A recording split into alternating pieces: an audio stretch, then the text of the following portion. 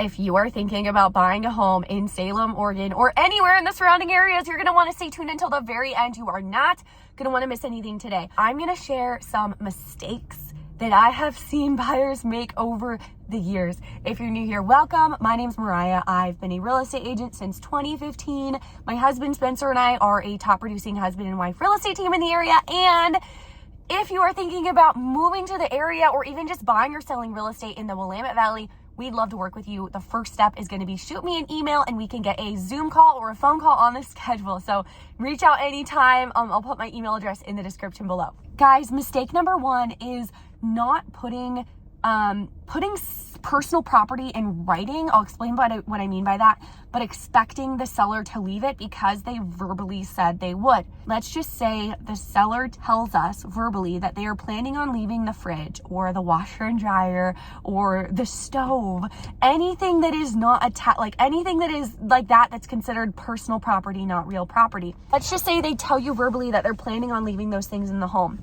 However, if we didn't ask for it in the sale agreement, they legally do not have to. We could get there on closing and they tell us every day that they're going to leave it, but then they don't, and legally they don't have to. So if it is not in writing, it doesn't exist. If those things are important to you, we absolutely must make sure that we're writing it in the contract. The next mistake that you do not want to have happen to you is you show up to the house after closing and the seller has left so much of their personal possessions in the home.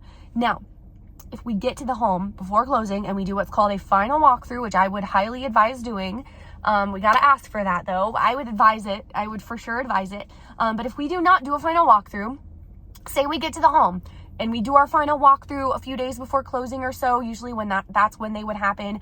Say we show up to the home for that and there is a bunch of stuff still in the home. The seller hasn't moved yet. They have no plans to move it. We can say, we are not signing. We're not paying. We're not giving you the money until you get all this stuff out, and we can kind of hold that, use that as leverage, I guess. However, if we've closed, unfortunately, there's nothing we can do. And now it's your responsibility to bring it to the junk yard or have someone pick it up or whatever. And that just sucks. So we want to make sure that doesn't happen to you. We want to make sure all the seller's possessions are out of the home before we close, unless it's something you specifically wanted in the contract, like we just said. The next mistake we've seen buyers do is buy on the wrong side of town for them. This is not something that we actually see really often at all, even though a good majority of our clients are people who move to our area from out of state and have never been to our area and don't come here till after they close. You would think we see this more often, but we don't.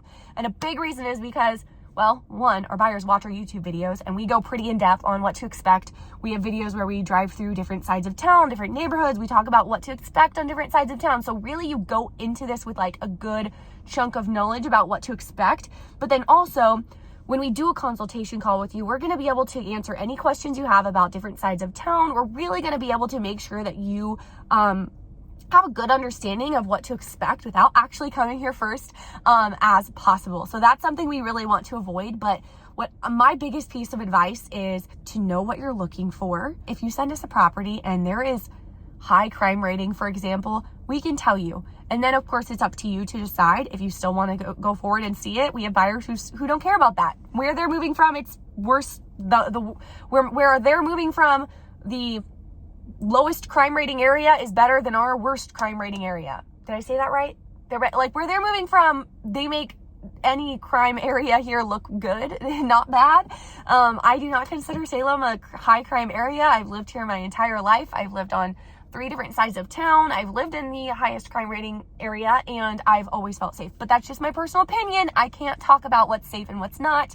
But yeah, that's a mistake you could make as a home buyer. The last mistake we've seen home buyers make, it breaks my heart, is trying to time the market or waiting to buy a house because they want to time the market. And then boom, home prices are even higher, interest rates are even higher. You guys, we can't predict the market. Nothing would surprise me, I can truly say, but we cannot predict the market. I got my real estate license in 2015 and I have been hearing every single year since then. Well, not so much anymore because I think people are understanding the patterns and supply and demand and all of that. But for a very long time, for years and years after that, I heard prices are going to drop any day. And I literally sold my own home before actually twice, because I thought we were at the tip of the market. There's no way prices could get any higher, and prices have gone up so much since then. And so all this to say, home prices are going up, rent's going up too. You're gonna pay to live somewhere anyway. Don't time the market. Just buy a house when it works for you. Buy when it makes sense for you financially. Buy when you can afford it.